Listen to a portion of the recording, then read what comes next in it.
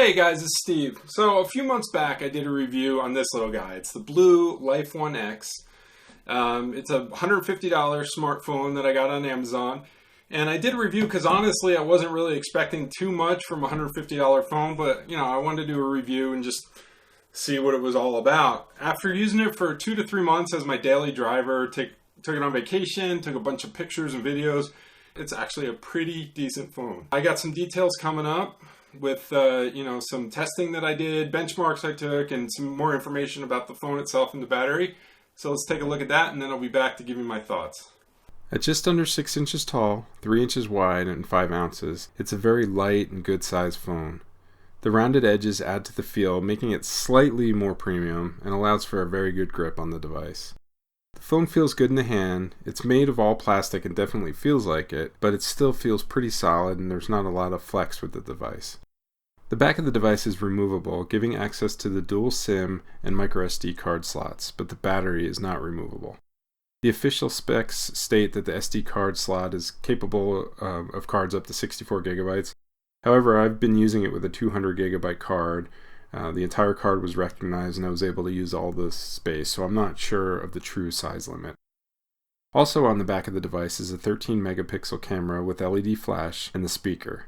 The single mono speaker won't win any awards, but it's loud enough to get the job done, and I've been able to make some conference calls on it as well as listen to some music, but the music was not the best quality. It was kind of tinny and you're better off using headphones. The left side of the device is devoid of any buttons or ports. The only thing on the top of the phone is a 3.5mm headphone jack. On the right side of the phone is the volume rocker and the power buttons, both of which have a solid clicky feel to them and don't feel really cheap or loose. The bottom sports the microphone as well as the micro USB 2.0 port. The front of the device houses a 5 megapixel front-facing camera capable of shooting 1080p video and the beautiful 5.2-inch IPS screen. I've seen a lot of low-budget devices with very low resolution, very low pixel density, and horrible color balance, etc. I'm happy to say that none of these are the case with this device. The screen is beautiful, bright, and very clear with a pixel density of around 424 ppi. Pictures and videos look bright and vivid, and I had no problem at all reading text on the device. This is one of the better screens I've seen on any device, let alone a $150 smartphone. The only issues I had with the screen are auto brightness doesn't seem to always work, and I had a little difficulty reading in direct sunlight. It's still readable, but it's not the brightest. Inside the device are a 1.3 GHz Cortex A3 octa-core processor, 2 gigs of RAM, and 16 gigs of internal storage. 16 gigs is a bit low, but with the external SD card slot, which works flawlessly, it allows you to store your data and install apps directly to the card, so I didn't really have an issue at all. For almost all activities, the device is very smooth and I very rarely experienced any lag. One of the places I did experience lag were some graphically intensive games. While the games were still technically playable, it wasn't the best experience with some dropped frames and slowness. The other area of slowness is the launching of applications, which seemed to take much longer than other devices I've used recently. I thought the launching may have had something to do with being launched from the SD card, so I moved a few of those games back to the internal storage, but the launching speed didn't really improve too much. However, once you get past that initial load, most things worked without a hitch and there was no slowdowns within the app itself. I ran a couple of Antutu benchmarks on the device, first with the power saving mode on, and got a score of about 36,897. So some of the features of the device is currently running Android 5.1 Jelly Bean. It's reportedly going to be getting a Marshmallow update, but I have no idea when that's going to happen, and I haven't gotten it on my device yet. All in all, the phone is a very stock-like experience. It's very close to stock Android with a few exceptions. One of the areas that I feel are welcome is the Smart Awake feature, which is activated in the device settings under Smart Awake. Once on, it allows you to wake the device with a specific gesture that takes you directly to a particular app. Drawing an M on the screen will take you directly to the music player. Drawing a C on the screen takes you directly to the camera. Drawing an O on the screen turns the LED on so you can use it like a flashlight. I can't count the number of times I use this feature. When the screen is off, double tap it to turn it on. In addition to the Smart Awake functions, there are also some smart gestures. Double-click the home screen to lock the screen. Pocket mode, which allows you to turn the screen off when the proximity sensor is covered. Unlock using the power button. Flip to silence a call. So flip the phone face down when a call is coming in and it silences it.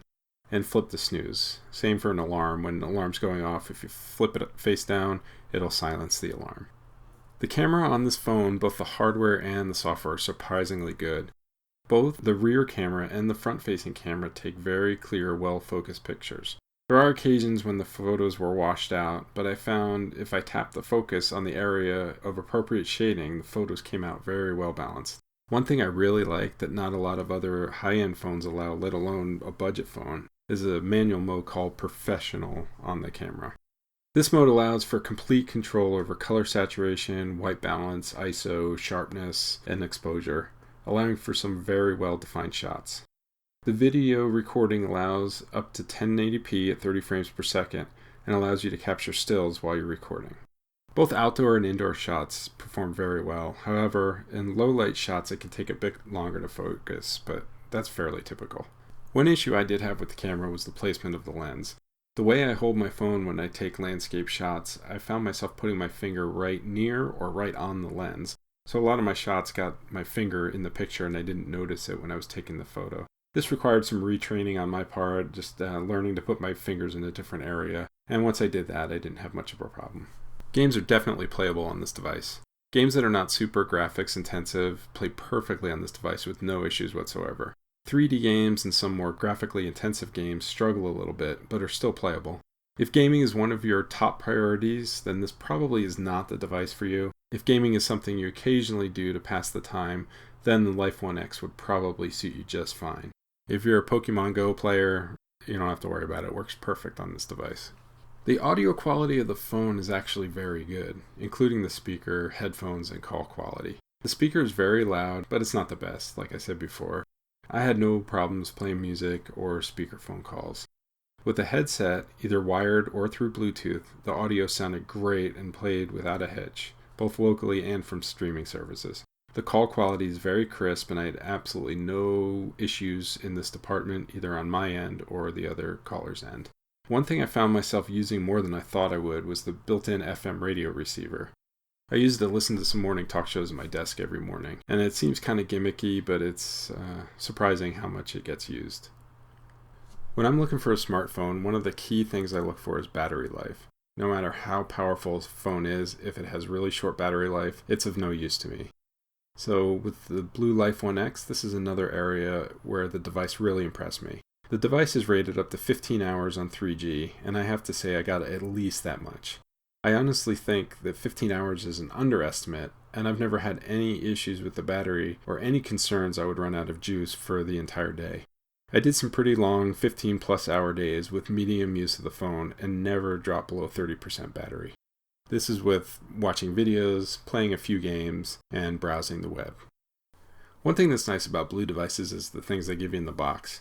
The case really surprised me. It's a flip cover case that consists of a front cover and a back replacement, so the case actually attaches to the device. When the case is closed, it actually changes the display on the screen to fit within the window cutout on the case. It shows the time and the indicator of any notifications. Swiping to the right in that window shows a little more detail about the notification, and swiping to the left shows a set of basic music controls. Opening the case will automatically turn the screen on, closing the case will automatically lock the device. This is much more than I expected from the free case that's included. I know it's nothing new, other devices have this, but on something that's included free with a $150 smartphone, I was really pleasantly surprised by this. Alright, so is the BLU Life One X a good phone? I would have to say that's a yes. Is it for everybody? No, it's not for everybody. If you like really heavy graphic intensive games, you're doing a ton of multitasking where you need a bunch of RAM, then this probably isn't the phone for you. You probably want to spend a little more money. But if you are a basic user, you use it for phone texting, social media, casual gaming, even some 3D games like Minecraft works great on it, no problem at all.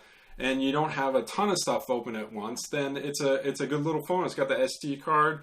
The memory is expandable. That little case that came with it, that's pretty cool. With the cutout window if you want quick access to your notifications and media controls and stuff like that. So all in all, it's a pretty decent phone. The second version of this little guy is coming out, the BLU Life One X 2. That's going to be $150. So this one you could probably get for even cheaper. I would imagine it's probably around $100 now.